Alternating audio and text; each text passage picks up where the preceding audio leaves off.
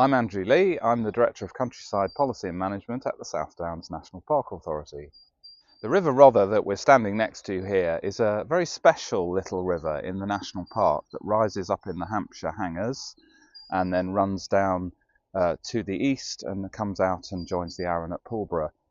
It's a special river because it runs through a chalk and a sandstone landscape, and it's a very important part of the National Park.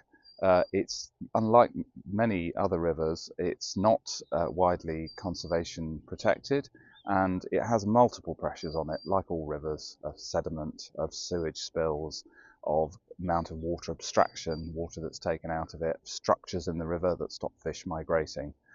So earlier this year I thought it would be sensible to try and get all of the key groups that are involved with this river together to see if we can knock out a plan, a vision for this river for the future, an action plan that would restore it to the quality that's worthy of a national park.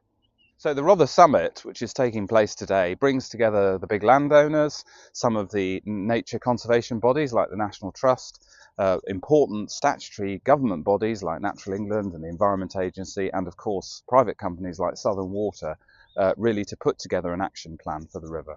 Hello, I'm Nick Heisman. I work for the South Downs National Park Authority. I'm a Countryside and Policy Manager, and my area covers the part of the River Rother. We're here today. The South Downs National Park is a place that was designated for its special landscape, wildlife quality and its communities that are here.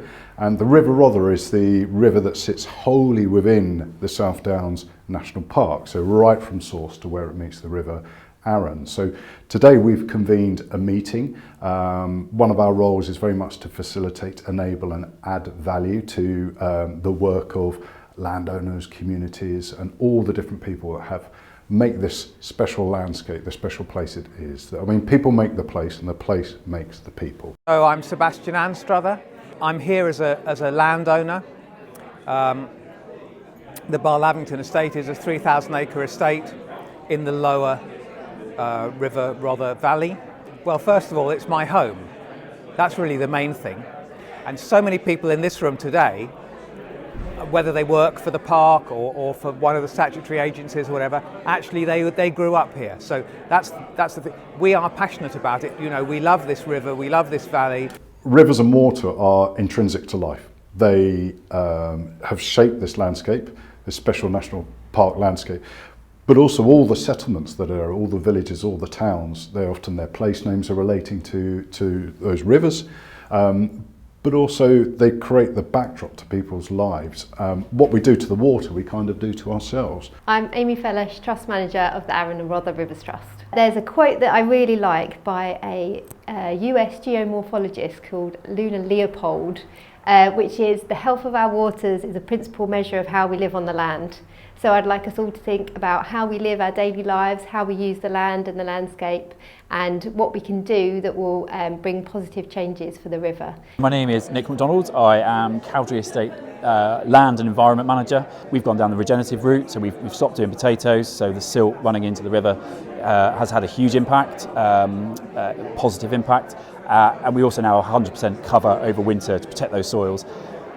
Our regenerative aim is much like all other regenerative aims, which is all about soil health, soil structure, absorbing more water, storing more water and slowing that flow to the river. I really think regenerative farming and farming in general has a really big part to play. My name's Angela Ward. I'm a ranger for the South Downs National Park Authority.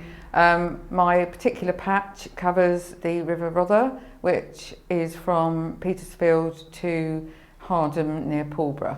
Where possible, it would be fantastic to remove all of the unnatural processes that are going on in and around the Rother. For instance, agricultural practices, structures that aren't meant to be there. And once we've taken those away and created the right space for the river, then it will be able to go back to its natural form. My name's Ian Foster. I'm from the University of Northampton. I think the actions that were needed are in two areas. First of all, in terms of sewage effluent and sewage treatment. That's a big issue for not only the Rother, it's a big issue for most of the UK. Water companies sadly have taken a bit of a hammering from the public and the press over the last 12-15 months. I'm sure we've already heard plans of what they're going to do to try and improve things, which is great. Hi there, I'm Nick Mills. I'm head of the Clean Rivers and Seas Task Force at Southern Water. More data is good, so citizen science I think is a great thing I want to promote. From my point of view, so I work for a water company, we're tackling storm overflows, so the key issue there is that we've got to tackle the surface water running in. So some of the things that people can do in their own homes and houses is understand where their drain pipe goes. Where does the roof runoff go? And if they've got a water butt, does it go into a soakaway? There's sort of key, quite simple actions that make quite a big difference when lots of people take them up. I'm Melanie Oxley.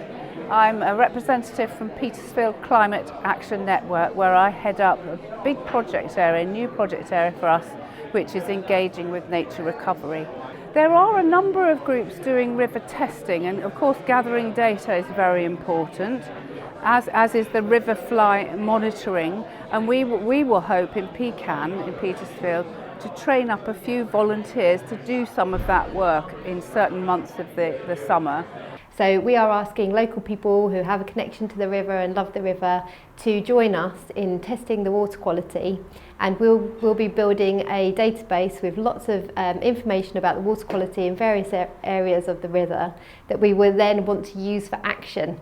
So we don't want this data to just disappear into a computer, never to be seen again. We actually want to use this as a catalyst so we can see, for example, which areas to target with specific interventions to improve the health of the river. As scientific investigations have improved and as people have become more focused on the implications of these problems, so whether it's sedimentation, diffuse pollution, point source pollution, lack of water available for abstraction for drinking water, loss of species, degradation of habitats, all of these problems, and all these problems are wicked problems, they're all linked together. My name's Steve Chapman. I'm the chairman of Petersfield and District Angling Club, and I've been that for about 10 years now. Born and bred in Petersfield. As a club, we want to interact with all of the area, the agencies, the landowners, anyone that can help us help our landowner and help develop the whole of the river. Because at the end of the day, it's no point us doing our little bit if the whole river's not involved. Climate change is here and it's having an impact. So a farmer I spoke to just recently, he averages 80 millimetres of rain. He's just had 300 millimetres of rain in the last month. So that makes his farming operation very, very difficult. And you add into that equation a growing population. We create a lot of tarmac, we create fast ways that water can get into our sewage system, and that's having a major impact on the river as well. I'm Becky Hands, I work for the National Trust and I'm Project Officer at Wellbeing Countryside, where we're looking to reimagine the 534 hectares of countryside. At Wellbeing, with the whole project is very much looking at habitat restoration, and through that we're looking to reintroduce species, but not just animal species, but also propagating plants and reintroducing those to restore the species that we know have disappeared in the last 30 or 40 years from the landscape. So my name's David Elliott. I'm the National Trust's lead ranger for the South Downs West. But the key thing that I think we should be thinking about for this river, because of the particular problems and issues that it faces, is reintroduction of a wild and free-living population of beavers across the catchment. They're a keystone species, they're transformational in terms of the landscape, and on the back of their activity we would see the return of a whole host of wildlife, as well as them helping with some of the other significant issues that the river faces. What's great is when you get ecologists sitting next together with farmers and they're brainstorming together and coming up with ideas of how they can do that. The ecologist will be saying, well, this benefits wildlife, and the farmer will go, well, that makes sense because it benefits my business. I don't need to work every inch of the farm.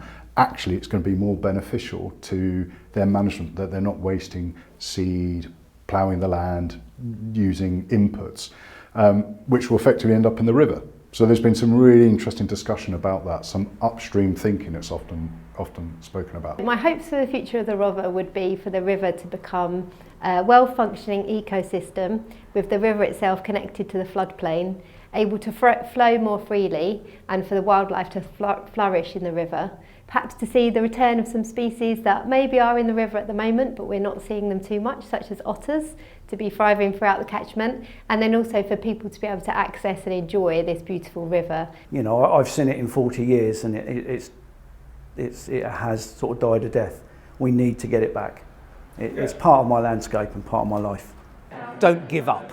Don't give up. Okay, because we can solve these problems. We are starting to solve these problems, but this is not a 5-minute fix, right? This is a 20, 30, 50-year fix, so we just need to keep at it. What we've seen today in the summit is the amount of energy and enthusiasm in the room and a real commitment to make this river better for wildlife, better for people, better for water quality, better in terms of resilience to climate change. So we've agreed today to put together an action plan working through the Arun and Rother Rivers Trust with the support of all these bodies and start taking those first steps to creating a river that's really worthy of a national park.